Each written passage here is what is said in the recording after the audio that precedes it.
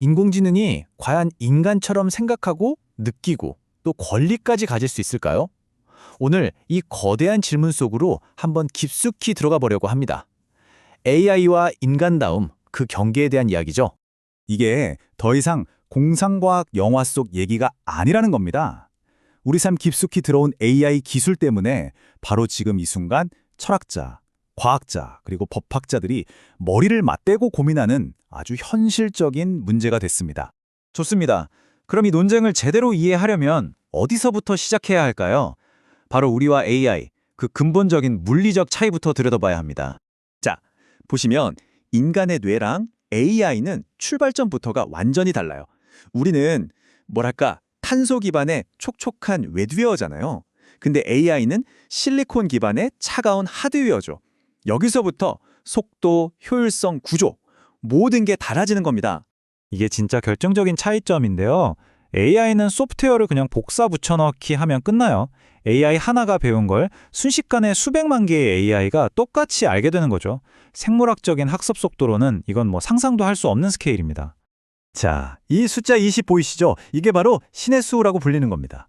세상에 어떤 루빅스 큐브를 가져와도 딱 20번만 돌리면 무조건 풀 수 있다는 뜻이에요. 이걸 어떻게 알았냐고요? 컴퓨터가 수경 가지가 넘는 경우의 수를 그냥 다 계산해버린 겁니다.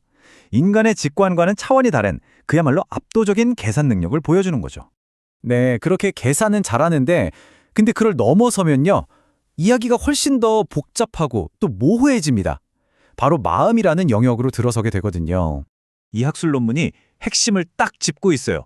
AI가 아무리 감정을 그럴싸하게 흉내내도 그건 그냥 모방일 뿐이라는 거예요. 우리가 느끼는 감정에는 그 안에 주관적인 경험, 뭐랄까 나만의 진짜 느낌이라는 게 있잖아요. AI한텐 바로 그게 빠져 있다는 거죠.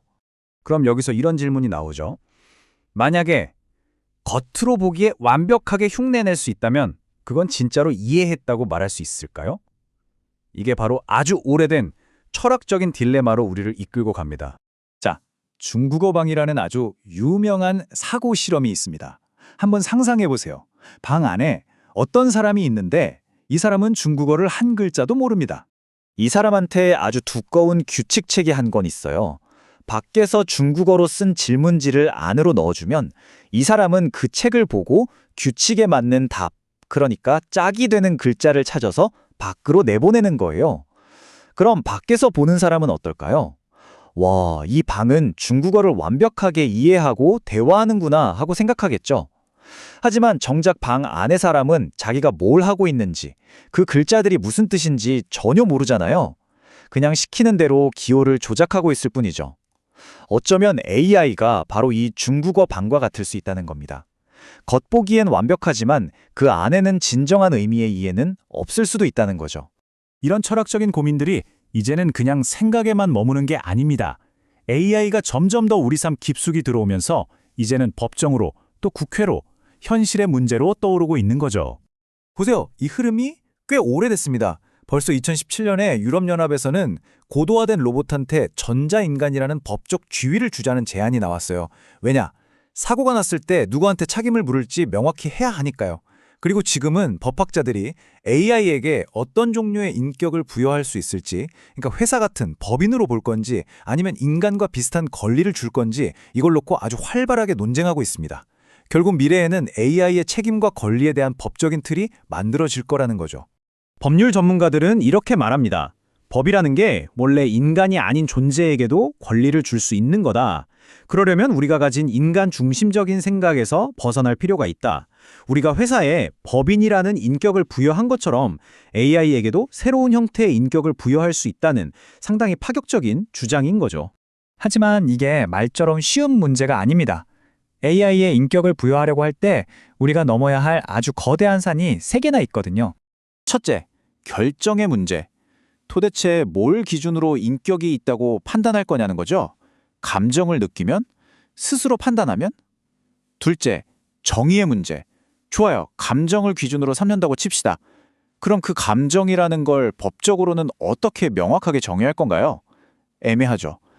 마지막으로 제일 어려운 탐지의 문제. AI가 나 감정을 느껴요라고 말할 때 우리가 그걸 어떻게 증명할 수 있을까요? 진짜로 느끼는 건지 아니면 그냥 그렇게 프로그래밍된 말을 하는 건지 알 방법이 없다는 겁니다. 이 세 가지 문제만 봐도 이게 얼마나 복잡한 일인지 감이 오시죠? 그래서 우리가 어떤 종류의 인격을 생각하느냐가 정말 중요해요. 한쪽은 의인 법인격. 이건 뭐랄까 회사처럼 법적인 활동을 하기 위한 도구로 보는 거예요. 재산도 가질 수 있고 책임도 지지만 기본적인 권리는 없는 거죠. 다른 한쪽은 실질적 인격. 이건 AI를 인간처럼 도덕적인 지위를 가진 존재로 보는 겁니다. 표현의 자유 같은 누구도 빼앗을 수 없는 권리를 가진 주체로 인정하자는 거죠. 완전히 다른 이야기입니다. 자, 그런데 이 모든 논쟁을 따라가다 보면 결국 마지막에는 질문의 방향이 AI가 아니라 우리 자신을 향하게 됩니다. 마치 거울을 보는 것처럼요. AI는 과연 우리가 만든 것 중에 가장 성능 좋은 도구에 불과할까요? 아니면 우리와 나란히 일하는 새로운 동료가 될까요? 혹은 우리가 공존하는 법을 배워야만 하는 우려와는 전혀 다른 새로운 지적 존재, 즉 타자일까요? 결국 AI에게 너는 누구냐고 묻는 것은요, 거울 속 우리 자신에게 인간이란 무엇인가를 되묻는 것과 같습니다. 어쩌면 이게 바로 AI가 우리 시대에 던지는 가장 근본적이고 중요한 질문이 아닐까 싶습니다.